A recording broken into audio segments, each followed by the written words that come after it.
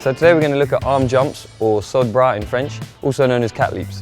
So the arm jump is an incredibly useful technique in a variety of situations, particularly when you can't reach an obstacle with your feet when you're jumping to it. Okay, so if it's too far or too high for you to get your feet onto the top of the obstacle, that's when the arm jump is going to come into use.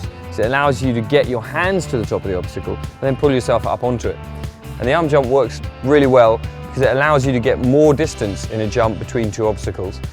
If you can't jump and make it with your feet, but you can still get your hands to the top of the obstacle, that means you're going to be able to jump further and reach obstacles that are beyond your normal jumping distance.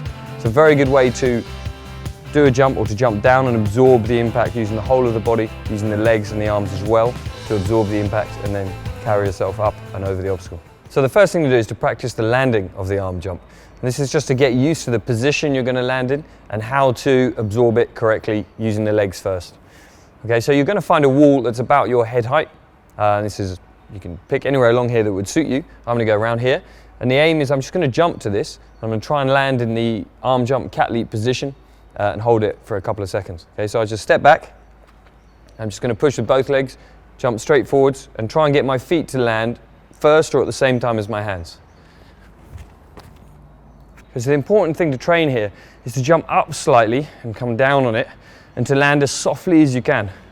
The quieter it is, the better it is for the body, the less impact there's going to be on the joints, the more you're using the muscles. Okay, so try and make it as quiet, as soft as you can. One more thing to think about is your feet. Now, some people like to land with both their feet right next to each other. Some people stagger their feet slightly. It doesn't really matter too much as long as they're landing at the same time and absorbing the shock. You don't want to be landing one leg first, because this means only one shock absorber is doing the work. So you want to land both feet hid at the same time, but whether they're together or staggered is up to you. So now we're comfortable with the correct landing of an arm jump. One good way to build confidence is to bounce off a wall, to train actually hitting a wall and bouncing off it, so that you know that you can absorb the impact, come back and land on your feet. And it's basically jumping against the wall, using your feet and your hands to absorb the shock, and then pushing yourself back to your feet, landing in a comfortable position on the ground.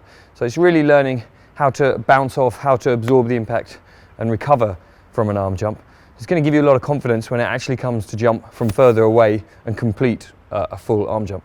Once you're comfortable landing on the wall and absorbing the shock, once you're really good at that and it's nice and soft and you're okay in that position, you're then going to find a jump that is a comfortable distance for you, okay, a manageable length, where you don't have to push too hard, because you're going to be repeating this jump quite a few times to get used to it.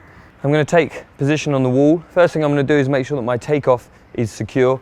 My feet and toes just want to be just over the edge of the wall, because from here you can get a good push, and I'm going to be facing directly where I'm going to jump and land. So I'm going to take that position, get a good secure position with the foot, and bend the legs slightly. And you want to sight your landing. You want to concentrate on where your hands are going to go, okay, because that grip is very important. And remember, you want to jump slightly up, come down, and your legs are going to absorb the impact on the wall. And we're going to try and aim for a nice soft landing. Okay, so I sight it, relax, jump, land. It's very important to stay relaxed throughout the movement. Okay, so sight, relax. Okay, so when you're training an arm jump, we're not going to climb up and over the obstacle. Usually, the use of this movement is to jump to the obstacle, and then I would climb up, pull myself over it, carry on going, because we're trying to cross terrain with these moves. Okay, but when you're training the jump, because we're going to repeat it several times, you're just going to jump to it and then step down, lower yourself down, go back, start again. Okay, you're just training the actual jump itself, the technique itself for now. And once you've got that, you can then build it into the movement, develop the strength to climb up and over. So probably the most important point with the cat leap is to make sure that you're landing feet first. The feet need to land slightly ahead of or exactly the same time as the arms, because the legs are the big shock absorbers. Okay, another very important point to assist that absorption, to assist your control, is that you want to come down into the jump. You want to be coming down landing rather than jumping straight at the wall, because then you're just going to hit the wall, what's called a crepe in French, and the idea is to come down on it, and so you're using the dropping motion, the absorption of the legs and the arms to slow your descent over time and then to bounce you back so you can pull yourself up and over the wall for a climb up.